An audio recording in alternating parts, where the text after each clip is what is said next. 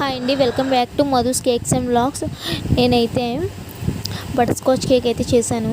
నేను first time అయితే rose అయితే వేసానండి. నెయిల్ లేకుండా, రోజ్ నెయిల్ లేకుండా నేను రోజ్ అయితే ప్రిపేర్ చేశాను. అది షార్ట్లో కూడా పెట్టాను, ఒకసారి చూడండి చూడకపోతే. కేక్ వీడియోస్ చాలా రెసిపీస్ కూడా పెట్టాను. బిగినర్స్కి అయితే చాలా యూజ్ అవుతుంది. నేను టర్నింగ్ టేబుల్ మీద అయితే నేను ఐసింగ్ కూడా చేశాను. ఐసింగ్ కూడా చాలా పర్ఫెక్ట్గా వచ్చింది.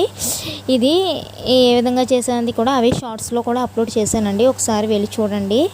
నెక్స్ట్ నేను ఈ విధంగా అయితే రౌండ్ నోజులతో అయితే కింద బార్డర్ అయితే ఇచ్చేసుకుంటున్నాను.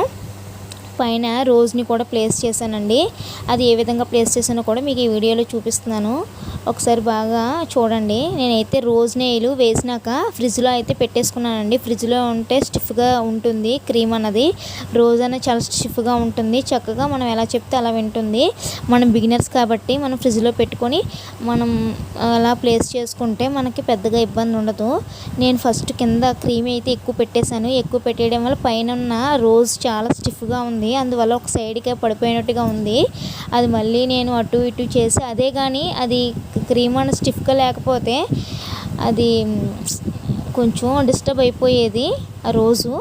అలాంటి స్టిఫ్గా ఉండడం వల్ల నేను ఆ విధంగా పెట్టినా సరే అది కరెక్ట్గా స్టేబుల్గా ఉంది.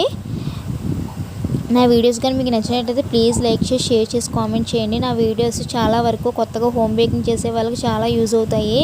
ఇప్పుడే బేకింగ్ స్టార్ట్ చేద్దాము, తక్కువ బడ్జెట్తో స్టార్ట్ చేద్దాం అనుకున్న వాళ్ళకి కూడా చాలా యూజ్ అవుతాయండి. నేను ఏ ఐటమ్స్ ఫస్ట్ యూజ్ చేసి స్టార్ట్ చేశాను అన్నది కూడా మీకు పెద్ద వీడియో అయితే అప్లోడ్ చేశాను, ఒకసారి చూడండి. నెక్స్ట్ ఫుడ్ సర్టిఫికేట్ని కూడా నాకు నేనే అప్లై చేసుకున్నాను. 100 రూపీస్తో సరిపోయింది. మీకు కూడా ఫుడ్ సర్టిఫికేట్ అప్లై ఏ విధంగా చేయాలో వీడియో కావాలంటే కామెంట్ చేయండి, మీకైతే అప్లోడ్ చేస్తాను. ప్లీజ్ ఒక లైక్ చేయండి. బాయ్.